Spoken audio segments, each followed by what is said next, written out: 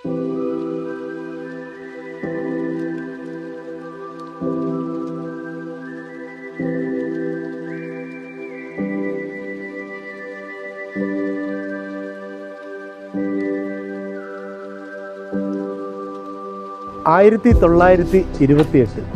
കേരള കർണാടക അതിർത്തി പങ്കിടുന്ന കൂട്ടുപുഴ പഴയ പാലത്തിന് മുകളിലാണ് ട്രൂ മീഡിയ കേരള ടീം ഇപ്പോൾ ഉള്ളത്. 1928 നിന്ന് 1982 ഒരു യാത്ര പുറപ്പെടുകയാണ്. ആ യാത്ര എന്താണെന്നല്ലേ, ആദ്യം നമുക്ക് ഈ ദൃശ്യങ്ങളൊക്കെ ഒന്ന് കാണാം.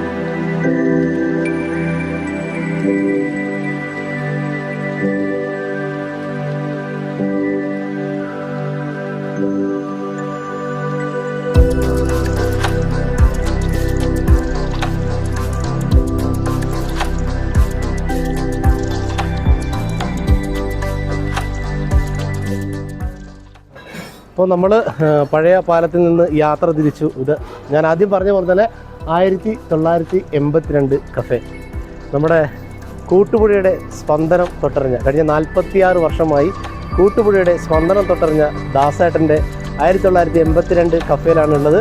അപ്പോൾ ദാസേട്ടൻ്റെ വിശേഷങ്ങളാണ് നമ്മൾ ചോദിച്ചറിയാൻ വേണ്ടി പോകുന്നത്. ഒരുപാട് വിശേഷങ്ങളുണ്ട്, നമുക്കൊന്ന് ചോദിച്ച് അറിയാം.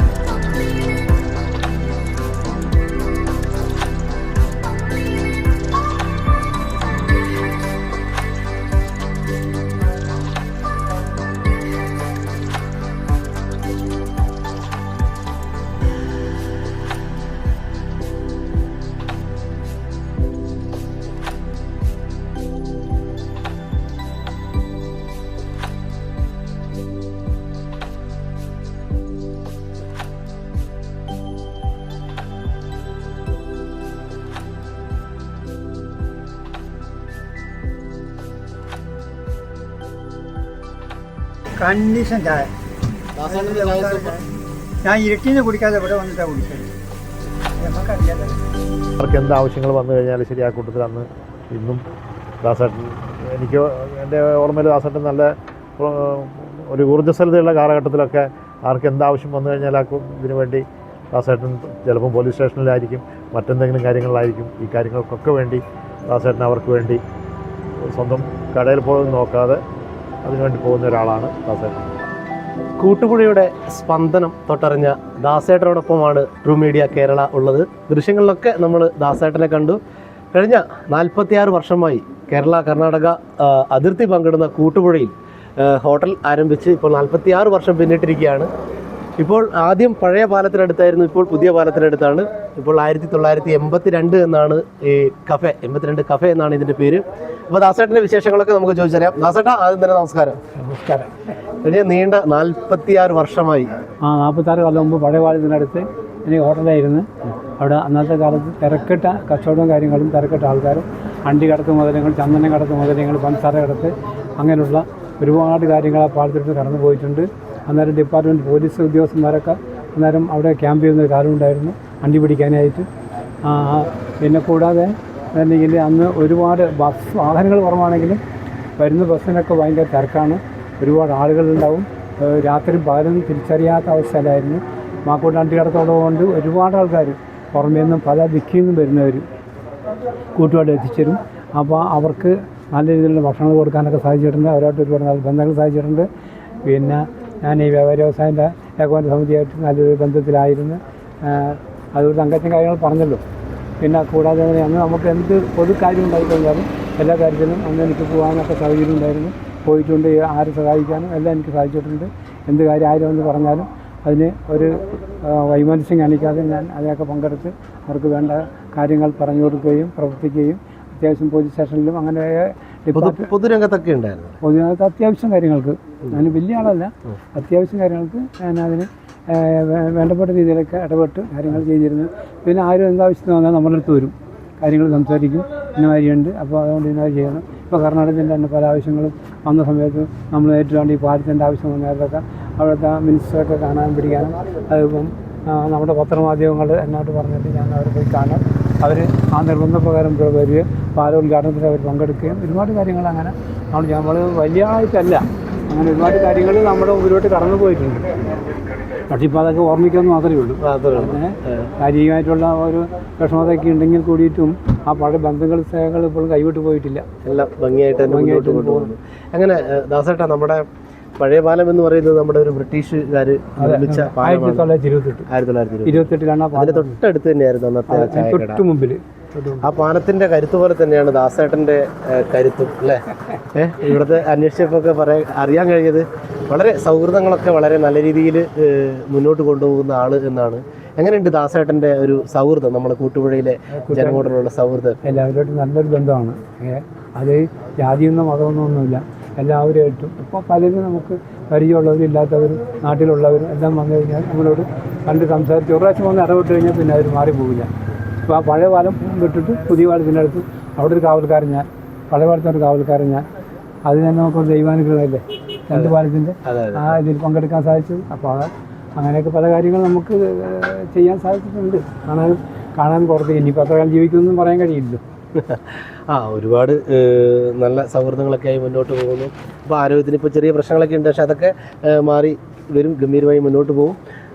ദാസേട്ടാ, എങ്ങനെയുണ്ട് നമ്മുടെ പഴയ പാലവും പുതിയ പാലവും തമ്മിലുള്ള ഒരു താരതമ്യം ദാസേട്ടൻ്റെ ഒരു മനസ്സിൽ? അതായത് പഴയ പാലത്തിൻ്റെ ശക്തി പറഞ്ഞറിയിക്കാൻ പറ്റില്ല. അത് ഇപ്പോഴും ബലവാൻ തന്നെയാണ്. പുതിയ പാലത്തിന് നമുക്ക് അത്രയും സ്ട്രെങ്ത്ത് പറയാൻ കഴിയില്ല.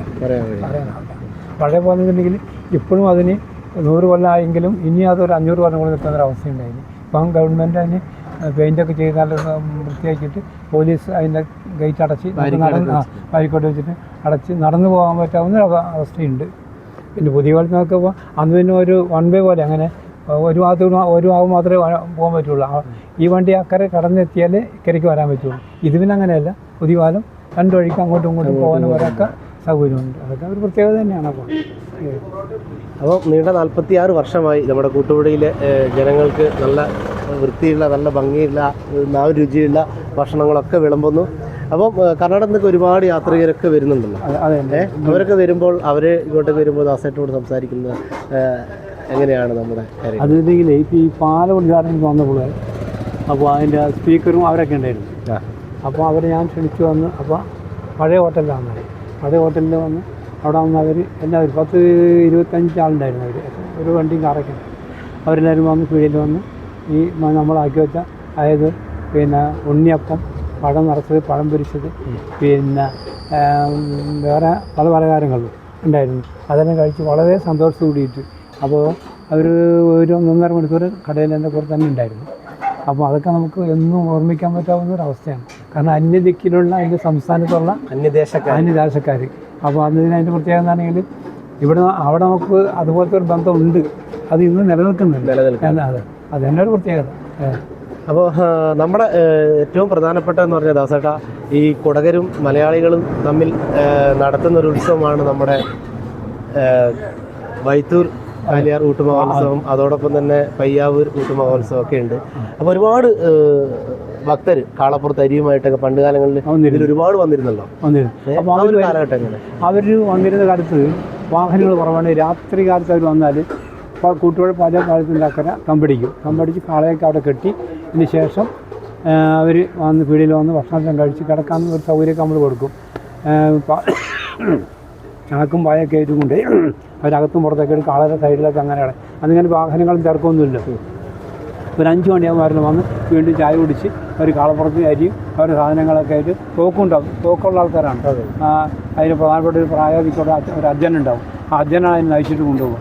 അപ്പോൾ അതിങ്ങനെ നമ്മൾ കയറട്ട് വഴി ഇങ്ങനെ ഉളിക്കൽ വഴി അങ്ങനെയാണ് പയ്യാവൂർ, വൈത്തൂർ അങ്ങോട്ടൊക്കെ പോയിക്കൊണ്ടിരുന്നത്. ദാസേട്ടാ, നമ്മൾ ആ ഒരു പണ്ട് കാലത്തെ നമ്മുടെ ചുരം റോഡും ഇപ്പോഴത്തെ റോഡും അന്നത്തെ ആ ഒരു ബുദ്ധിമുട്ടുള്ള യാത്രയൊക്കെ ഓർമ്മയുണ്ടോ? അത്യാവശ്യം കാര്യങ്ങളറിയാം. കാരണം ഇതിൽ അന്ന് ചുരം റോഡെന്ന് പറഞ്ഞെങ്കിൽ ഒട്ടും വീതിയില്ലാത്ത, പക്ഷേ അപകടങ്ങൾ അന്ന് കുറവാണ്. കാരണം വണ്ടി കുറവായതുകൊണ്ട് അപകടങ്ങൾ ഉണ്ടാകാൻ കുറവാണ്. പിന്നെ ഇന്നിപ്പോൾ റോഡ് അത്യാവശ്യം നന്നാക്കുകയും ചെയ്ത് ഇപ്പോൾ അപകടങ്ങൾ കൂടി. ഇപ്പോൾ ഇന്നലെയൊക്കെ ആയിട്ട് 2-3 വാഹനമാണ് മറിഞ്ഞത്. അതിനിടയ്ക്ക് ഒരാൾ ആ വണ്ടിയിൽ ഒരു ജീപ്പ് എന്ന് പറഞ്ഞാൽ വലിയ വരവോടെ ജീപ്പാണ്. അതിനകത്ത് തന്നെ ഇരുന്ന് മരിക്കുക ചെയ്ത്. ആ വണ്ടി ആ കുഴിയിലേക്ക് കാണാതെ ഇരുന്നിട്ട് 24 മണി അതിൽ നിന്ന് ഉച്ചയ്ക്ക് പോയിട്ട് പിറ്റേ ദിവസം ഒരു ഉച്ചയോട് കൂടിയിട്ടാണ് ഇതിനെ കണ്ടു കിട്ടുന്നത്. അപ്പോൾ നേരെ വെച്ചാൽ പെട്ടെന്ന് കാണാൻ സൗകര്യം ഉണ്ടായെങ്കിൽ ചിലപ്പോൾ അദ്ദേഹം മരണപ്പെടില്ലായിരുന്നു. തീർച്ചയായും. അപ്പോൾ അങ്ങനത്തെ ഉള്ള ദുരനുഭവങ്ങൾ ഒരുപാടുണ്ടായിട്ടുണ്ട്. ഒരു പ്രാവശ്യമൊന്നുമല്ല, പല പ്രാവശ്യങ്ങളും പല ദിക്കിൽ. ഇപ്പോൾ നിങ്ങൾ ഇന്ന് തന്നെ ഇന്നലെ തന്നെ കണ്ടില്ലേ 2 വാഹനം ഇതായില്ല. അപ്പോൾ അങ്ങനെ ഈ മഴ അങ്ങ് തുടങ്ങിക്കഴിഞ്ഞിട്ടുണ്ടെങ്കിൽ വാഹനങ്ങളൊക്കെ ഈ ഇങ്ങനെയുള്ള ദുരിതങ്ങൾ കൂടുകയാണ്. പിന്നെ മരങ്ങൾ വീഴാനുണ്ട്, അതെല്ലാം വീണ് കഴിഞ്ഞ് വീണ്ടും ബ്ലോക്കായി യാത്രക്കാർ ബുദ്ധിമുട്ടുന്നു. അങ്ങനെയൊക്കെ ഒരുപാട് പ്രശ്നങ്ങളുണ്ട്. പക്ഷേ ഇതൊക്കെ നമുക്ക് തരണം ചെയ്യാൻ കഴിയില്ല. അത് ഒരു രീതിയിൽ അങ്ങ് മുന്നോട്ട് പോകും.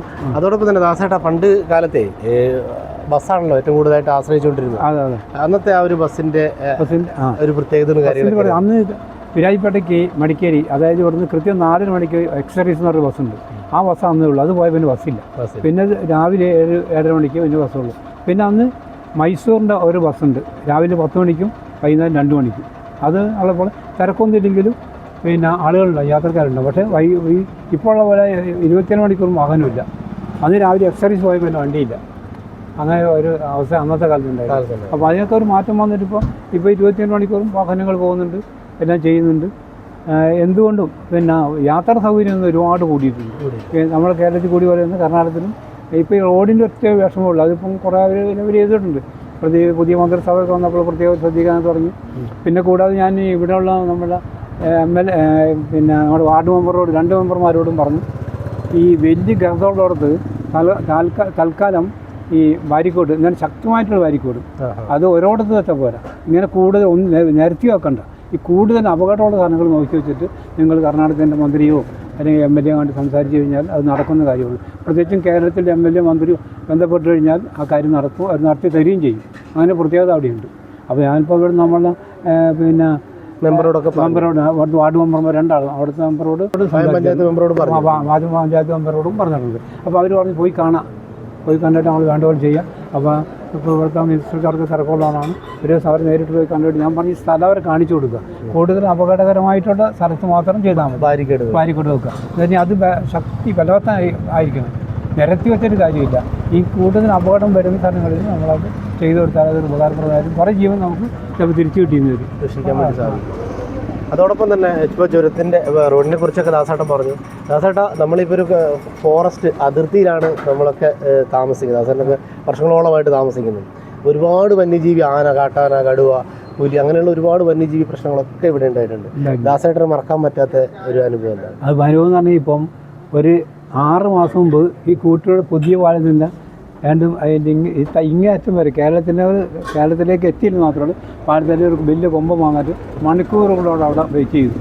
അപ്പോഴത്തേനും പിന്നെ പോലീസും ആൾക്കാരും ഫോറസ്റ്റൊക്കെ വന്ന് ആനോ കുറേ നേരം പുറകോട്ട് പോകും, കുറേ മുമ്പോട്ട് പോകും, അങ്ങനെയെല്ലാം കൂടി അങ്ങനെയോ പോയി. പിന്നെ കൂടാതെ ഇന്നലെ രാത്രി പിന്നെ ആനയുടെ ശല്യം ഉണ്ടായിരുന്നു. എല്ലാ ദിവസവും നമ്മൾ താമസിക്കുന്ന കുന്നിൻ്റെ മുകളിലാണ്, ആ ഭാഗത്തും ആന വന്നിരുന്നു. പിന്നെ ഇപ്പം അവിടെ റിട്ടയർഡ് ഒരു പോലീസാണ് പ്രസാദ്, അവരുടെ വീട്ടിനതിൽ കൂടി കഴിഞ്ഞ 2 ദിവസം മുമ്പ് ആന അതിൽ കൂടി കടന്നുപോയി. ഇതൊക്കെ നമുക്ക് പിന്നെ പുലി വേറെ, കടുവ വേറെ. ഇപ്പോൾ റോഡിൽ കൂടെ കടുവൊക്കെ നടന്നു പോകുമ്പോൾ നമുക്ക് പല ആൾക്കാർ ഫോട്ടോ എടുത്ത് അയച്ചു തരും. ആ റോഡിൽ കൂടി ഇങ്ങനെ നടന്നു പോകുന്നുണ്ട്. അപ്പോൾ ഒരിക്കൽ പരിചയമുള്ളവർ കാണുകയാണെങ്കിൽ അങ്ങനെ ചെയ്തു തരും. അപ്പം അങ്ങനെ കുറേ പിന്നെ തന്നെ ഉപദ്രവം ഇല്ലെന്ന് മാത്രം. അങ്ങനെ ആൾക്കാർ ദ്രോഹിച്ചിട്ടില്ല. ഇപ്പോൾ ആന സൈഡിൽ റോഡിൻ്റെ സൈഡിൽ നിൽക്കുകയാണെങ്കിലും നമുക്കതിൽ വണ്ടി കൊണ്ടുപോകാം, നമ്മൾ ഓണൊന്നും അടിക്കേണ്ട, അതിൽ പോയി ശല്യമൊന്നുമില്ല. അങ്ങനെ പുറകെ വന്നിട്ട് ഉപദ്രവിക്കുകയൊന്നുമില്ല. അങ്ങനെ ഒരു പ്രത്യേകത അവിടെയുണ്ട്, ആ കാടിനുണ്ട്. അപ്പോൾ വളരെ നല്ല പ്രകൃതി സുന്ദരമായിട്ടുള്ള ഒരു പ്രദേശമാണ് നമ്മുടെ കൂട്ടുപുഴ എന്ന് പറയുന്നത്. അപ്പോൾ ഈ മാക്കൂട്ടം എന്ന് പറയുന്നത് ഇപ്പോൾ ഒരുപാട് സോഷ്യൽ മീഡിയകളിലും പണ്ടുള്ള കാരണന്മാരോടൊക്കെ ചോദിച്ചു കഴിയുമ്പോൾ മാക്കൂട്ടത്തെക്കുറിച്ച് 100 വാക്കുകളാണ് അവർക്ക് പറയാനുള്ളത്. ഈ മാക്കൂട്ടം പട്ടണത്തെക്കുറിച്ച് ദാസേട്ടൻ എന്താണ് പറയാനുള്ളത്? മാക്കൂട്ടം പട്ടണം തന്നെ അവിടെ അതായത് ഒരു ക്ഷേത്രം, ഒരു പള്ളി, പിന്നെ അവിടെ ഒരു 3-4 കടകൾ. പക്ഷേ ഇതൊക്കെ ഉണ്ടെങ്കിൽ അന്നത്തെ അണ്ടിക്കാലത്ത് ശരിക്കും നമ്മുടെ തലശ്ശേരി പട്ടണം മാറിയേക്കുമായിരുന്നു. അതുപോലത്തെ തിരക്കായിരുന്നു. Full light. ചന്ത എന്ന് തന്നെ ലൈറ്റ് എന്ന് പറഞ്ഞിട്ട് അന്ന് ജനറേറ്ററാണ്. അത് രാത്രി ഒന്ന് ഇട്ട് കഴിഞ്ഞിട്ടുണ്ടെങ്കിൽ നേരം വെളുക്കോളം ആടിങ്ങനെ വന്ന് പോവുമല്ലേ. അപ്പോൾ അത് ശരിക്കും പറഞ്ഞ ഒരു അലങ്കാരം തന്നെയാണ്. പിന്നെ അതിങ്ങനെ വന്ന് നമ്മുടെ ഫോറസ്റ്റ് ചെക്വേഴ്സിൻ്റെ ഇവിടം വരെ എത്തി. അങ്ങനെ വഴി നീള് കച്ചവടക്കാർ കൂടി, ആളുകൾ കൂടി, അങ്ങനെ എല്ലാവരും വലിയ ബിസിനസ്സായിട്ട് നടക്കുന്നത്. അങ്ങനേതായ ഒരു അനുഭവം ഉണ്ടായിട്ടുണ്ട്. പക്ഷേ അന്ന് കടകൾ കുറവാണെങ്കിലും കച്ചവടക്കാർ, റോഡ് സൈഡിലെ കച്ചവടക്കാർ ഒരുപാടുണ്ട്.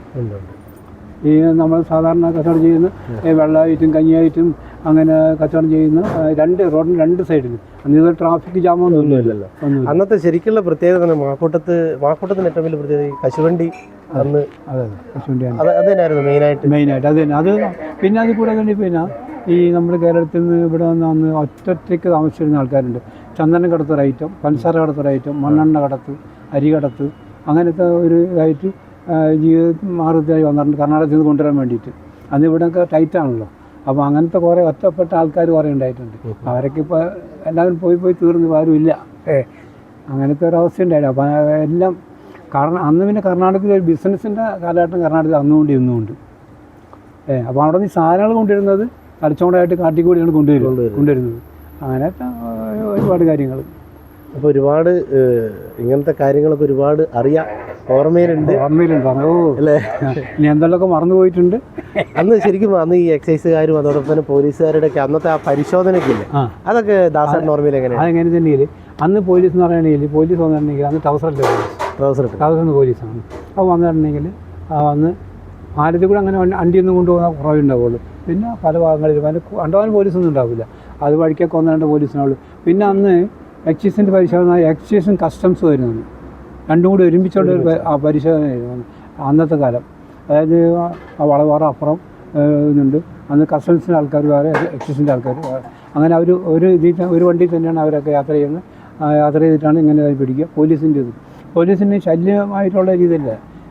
ഇങ്ങനെ പിടിക്കും, കുറേ കേസാക്കും. അന്നേരം പിന്നെ കൂട്ടുകാർ തന്നെ ഇപ്പോൾ റേഷൻ പീടിൻ്റെ അടുത്ത് അതവിടെ ഈ ഒരു ഓഫീസ് പോലെ ഉണ്ടായിരുന്നു. അപ്പോൾ അന്നേരം അവിടെ നിന്ന് പഞ്ചായത്തിൻ്റെ ആൾക്കാരും ഉണ്ടാവും, പോലീസിൻ്റെ ആൾക്കാരും ഉണ്ടാവും. അപ്പോൾ അത് എഴുതി നേർക്കാളതാക്കി കേസുള്ളതാക്കാം, അങ്ങനെ ആക്കിയിട്ട് വിടും. പിന്നെ അവർക്ക് ഗവൺമെൻറ് പൈസ കൊടുക്കും. ലാസ്റ്റ് കേട്ടാൽ പൈസ കൊടുക്കുന്ന ആൾക്കാരുണ്ട്, ചിലപ്പോൾ കിട്ടാത്ത ആൾക്കാരുണ്ടാവും. അങ്ങനെയൊക്കെ ഉണ്ടായിട്ടുണ്ട്.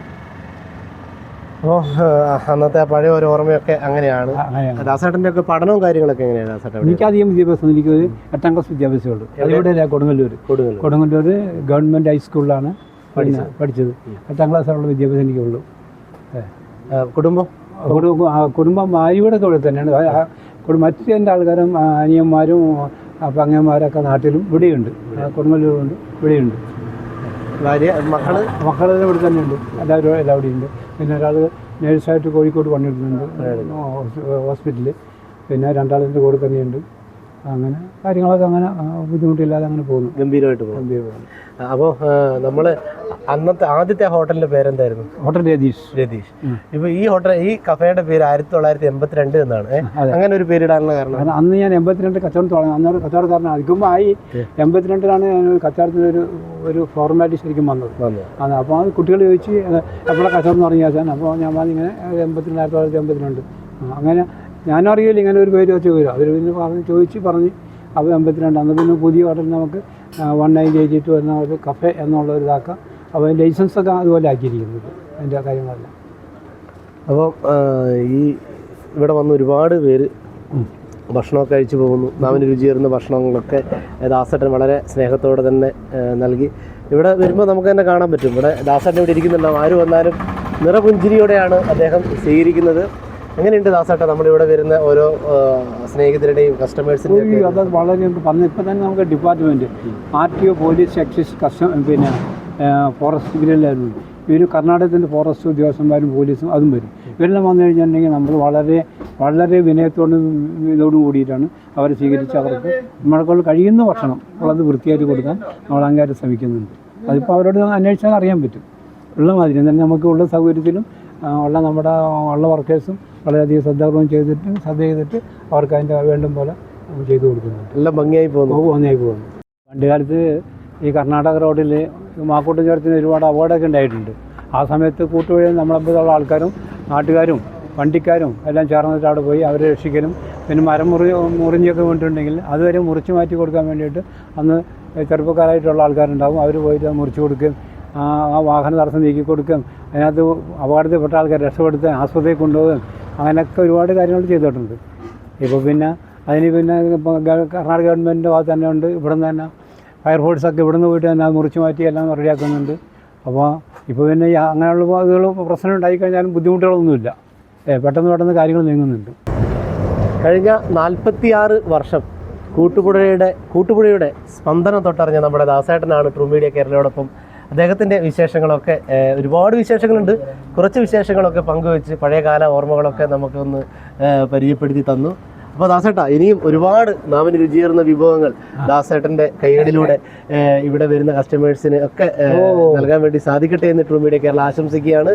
അപ്പോൾ ഇനിയും ഒരുപാട് വിജയത്തിലേക്ക് നമ്മുടെ 1982 കഫേ മുന്നോട്ട് പോകട്ടെ എന്ന് ആശംസിക്കുകയാണ്. Okay, thank you.